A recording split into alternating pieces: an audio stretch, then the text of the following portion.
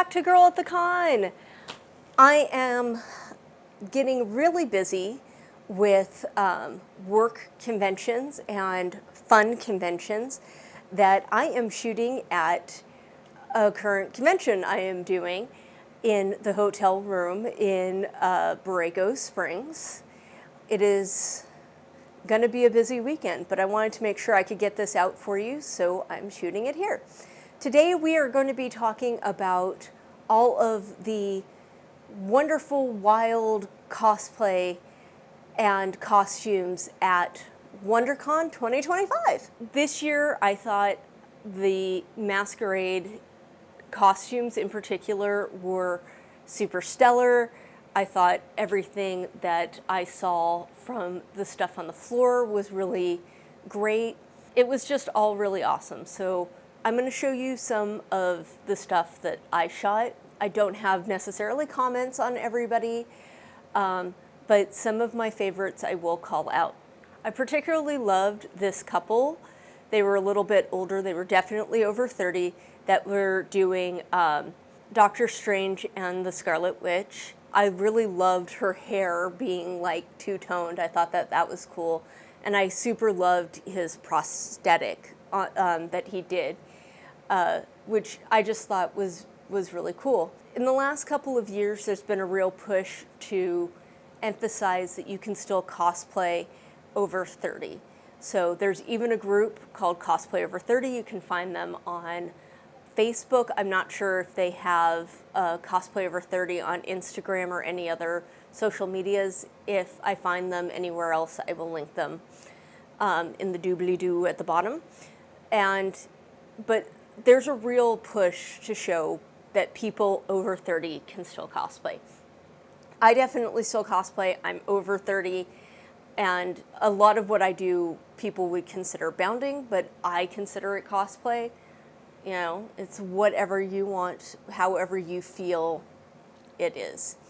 In that same vein, people that are just buying costumes as opposed to making them, if they're out there and they're having fun, that's all good. For example, this Saint Luigi. Now, I highly doubt that he made his scrubs. Scrubs are fairly easy to make, or can be easy to make. They're a very simple sort of pattern, but I'm willing to lay money that he just bought his and then he probably just bought the halo. I could definitely be wrong on that. This photo was submitted to me by a friend of mine because I never came across St. Luigi. It is one of those easier cosplays to do where you can just very easily, you know, throw it together with stuff in your closet. I've seen Wonder Woman that are like that as well. Like maybe they have a tutu and they've slapped some stars on it and they're wearing like a red tank top or something. We ran into some Ghostbuster costumes in the hotel, which I thought were really kind of fun. One of the things from my childhood that kind of stood out to me as well was the guy who was in Jeffrey the Giraffe, who, for those of you who are really young, Jeffrey the Giraffe was the mascot of Toys R Us back in the day. And he's really kind of like the icon that a lot of people think of when they think of Toys R Us. They think of Jeffrey. So I thought that was really cool. A lot of stuff from my childhood, like there were like Cobra from G.I. Joe, like people, I really loved that. I am 100% blanking on the name of this character, so if you know it, please leave a comment. One of the other things that, I enjoy this no matter who does it, but there was Señorita Wonder Woman, or Señora Wonder Woman, and she's got a golden chancla, and I totally dig that. I've seen her a couple of times at stuff, but I've also seen like Indian Wonder Women, and Wonder Woman just from whatever that person's nationality or culture is, and I just think that is so great. I want to see more like mashup type things. I love that. I think it's a lot of fun.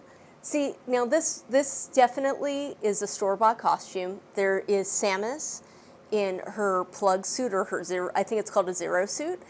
I have not played Metroid since Metroid was like a couple of little pixels, but that is a suit that I am willing to lay money that she bought. There's a company called Morph Suit, or used to be called Morph Suit, it may be something different now, but Morph Suit, you can buy it and you can get Samus, you can get Spider-Man, basically anything that is sort of tight. It'll also already have like the pre-designed boobies or abs or whatever onto it. Everything is already done, and then you just buy it, you put on a dance belt. Please, for the love of God, put on a dance belt. If you are a man, you know, some good underwear if you're a woman, and it just zips up the back and you pull the mask on. I think the mask also zips in the back, but you can be that character for, you know, $50. You know, as long as you're willing to strap in to this tight suit that has all the detailing already done. You don't have to sew anything. And I think that that can be a lot of fun, and I especially think that that can be fun if sewing's outside your skill level, or you just don't want to learn, or you just want something really quick and fun. Maybe you're really good at doing wigs, but you're really cruddy at sewing and doing detail like that. You know, make a Killer Samus wig and order a suit and you're good to go. You know, whatever you're doing to have fun, I think is what people should be doing with cosplay. That's my pro tip. You know, if you want to learn how to sew, these, you know, buying something off Amazon or buying a morph suit or whatever is a great way to get started. And then you can either add to it or learn how to sew. There are places all over the place. A lot of community colleges, continuing eds will have that, where you can learn how to sew. You can also just go up to a fellow cosplayer that looks like they have any sort of sewing ability, and you can just be like, hey, I really like your outfit. Do you live in my area? Like, can you help me learn how to sew? Or can you give me a tip? There's a lot of stuff. I mean, the internet has resources for everything these days. You can find resources to learn how to sew if that's what you want to do. One of the projects that I have kicking around in my mind would require me to learn how to make wigs, or to at least style wigs. And so I've been watching videos on how to do that and how to make that sort of happen for me, if that's what the path I ultimately end up going down. Stay tuned. Maybe you'll see that, maybe you won't, but you know. So the only reason you should have to learn how to sew or learn how to make something where you cannot buy it is if you were going to go into competition. Every competition everywhere usually has a 60 to 70% or better rule, which means you have to have made 60 to 70% of your costume, or significantly have modified it. As long as you've made a decent amount of your costume, you can go in. Now, this year, for example, the Masquerade at WonderCon was stacked in such a way that I was blown away. I remember my friends and I left at halftime. We're walking back to the hotel and everybody's like, so Melissa, you used to work in the Masquerade, right? And I was like, yeah, you know, like 20 plus years. Okay, who do you think's gonna win? And I was like, don't know. Haven't a clue. Because everybody was just so good and so well done that I could not pinpoint a person who I was going to say won. I think that they all did exceptionally well, and I knew it was going to be tight. The standouts for me were the Warhammer 40K armor. Those armors were just amazing. And I think anytime anybody does armor can be pretty awesome, but the 40K stuff is like shoulder pads 4 days, pauldrons that, defy gravity, and, giant helmets and all this stuff. And it was amazing. Absolutely amazing. Now, that's not something I would expect to see on the floor, but there's a difference between that being a floor costume and, like, for example, this Mario being a floor costume. That Mario is fabulous. I thought it was excellent top to bottom, but if he'd been in the Masquerade, I think he would have lost something, because I don't think the smoke would have photographed as well, and people wouldn't have seen it, and it just would have really lost something in the translation. But the Warhammer people they were made for being on stage, because they were just so big and awesome, very detailed. There was also a Barbie group. I think they were like the last ones to go on, and they did a dance number, and they had a bunch of different Barbie dolls that, if you were a girl and you played and you knew anything about Barbie, you would recognize some very old Barbie dolls. You'd recognize some Barbies from the 80s. They had Barbie rocker Barbie, something like that. And they had like a couple of other ones, and it was really stellar, their dance, and it really captured the crowd, which for a Comic-Con or a WonderCon Masquerade is something that you really want to be doing. Most cons that are doing cosplay competitions, you don't necessarily need to capture the crowd in the same way that Comic-Con does. Comic-Con is very much a stage show, costume contest hybrid. So you want to go out and do more than just walk out, do a couple of turns, maybe a pose or two, and walk off the stage.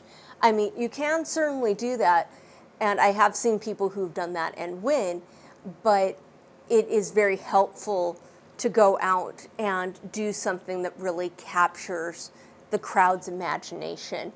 There was a woman who went out and she was Taylor Swift. I thought she did an excellent job. I mean, I kind of wonder if she didn't break into Taylor's wardrobe and steal that off the Eras tour. If she did, I'm not ratting anybody out, y'all. But it was really good. And there were a couple of other people that came out. They were just one person, but they could really capture the audience's attention and really gather it. I did, however, I have to call out at least 2 people who didn't, and I was really disappointed, and I was sitting there like practically screaming, like, get back on stage, like, oh my God, you lost the crowd. One was an Elphaba. She comes out, she has a book, and she's doing this, thing, and she's got the music playing in the background, and I was like, if she had lip synced, I would have loved it if they had if she kind of continued on with that and done a lip sync type thing and had the book and just been out on stage just a little bit longer, because she was really starting to capture the audience when she left. And I was like, but I wanted more. And, it's not the leave them wanting more. It was I haven't had enough to leave me wanting more. Like, it was just not there. So I would have liked to have seen her. The other one also did something similar, but she was just on the edge of sort of getting their attention. Like, the Elphaba kind of had their attention a little bit, and then she left, and it was just like, but this one was like, she was starting to do it, and she left. So she just kind of to the point where I can't even remember who she is. My friend, when I told my friend about this, he was like, oh, this one, I remember her because it's like a game he plays or something, but I can't remember who she is. But she basically went on stage, did a pose or two, and left. And in an anime competition, in a cosplay competition at Holiday Matsuri or wherever, that is completely acceptable because you do your judging, you know, you're not necessarily doing your judging on stage, and that's what most of them are like. I've been to several, and you know, they go out, they do a couple of turns, they maybe do some poses, they maybe do one or two other things, maybe they do like a teeny tiny little skit where they make like a joke or something, or they, you know, and they walk off stage, and that's all they have time for. They have maybe a minute on stage.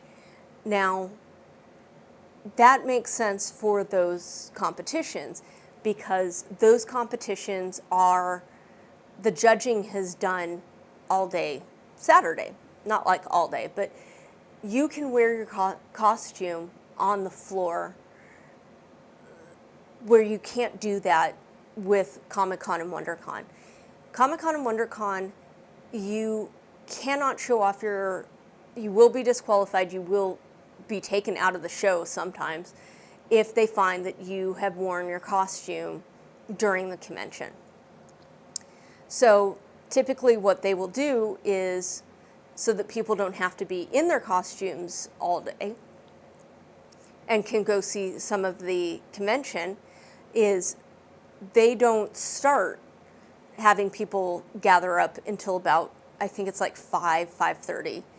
And you go and you get your stuff ready. If you want to go to workmanship, you can go to workmanship. You don't have to.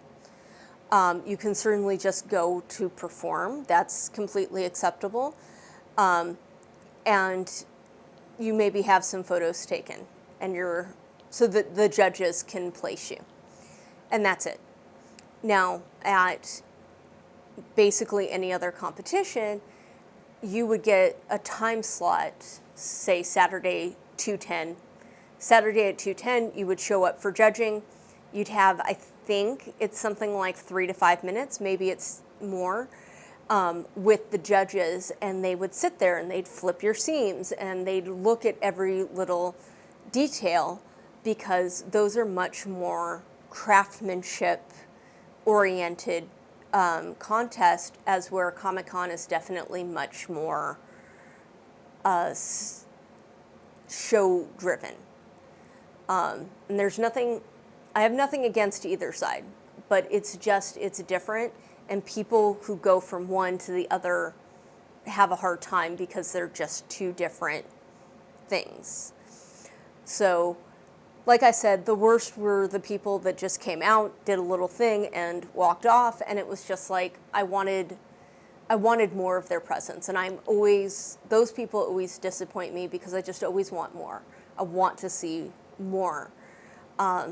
Sometimes it's because I just don't know who they are, and I want to see more of that.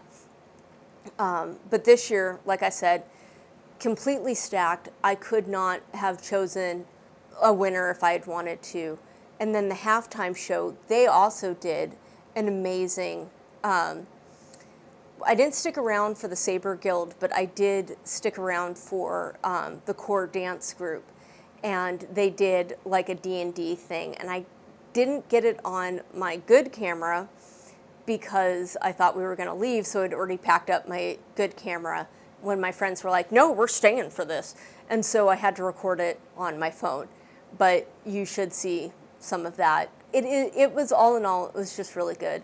Sunday, I also met this Vegeta Homer mashup, and I spent some time talking to him because I had time, and it was before they were letting anybody in, so we were just hanging out by the fountain. And if you don't know, real quick sidebar, the fountain is where all the groups really get their photos taken. It's outside, and it's a great place to sort of have everybody congregate. So you'll have all your Star Trek people or all your Star Wars people, all of the, it wasn't kind of big this year, but I bet when the second movie comes out, all of the Wicked people, I think the second Wicked movie we'll see a big explosion in Wicked costumes, and then that group would be there. So, and it's nice in the dead center of the convention center, and then it's also right by where all of the photographers set up, so that the photographers can take pictures of everybody. And that's something to talk about in another video, where I will go more in depth into all of this. But pro tip, if you really want to have like people take your photos and you're a costumer, go to WonderCon and just walk up and down that plaza that's right in front of the convention center. My friend Jimmy did a Glinda, and I really liked his Glinda. I thought it was beautiful, and we had friends who had done, Karamia and Alec had done the Fairly Odd Parents, which I also just really loved because I thought it was sweet and goofy. So yeah, just a lot of really fabulous costumes and cosplay this year. If you're kind of a big cosplay fan and you're in LA for Anaheim, which is usually in March, then I highly recommend going. It is so much fun. So I look forward to seeing you in the next one, and like, subscribe, share. Feel free to leave a comment. Tell me what I'm doing wrong. Tell me what I'm doing great. And don't work too hard.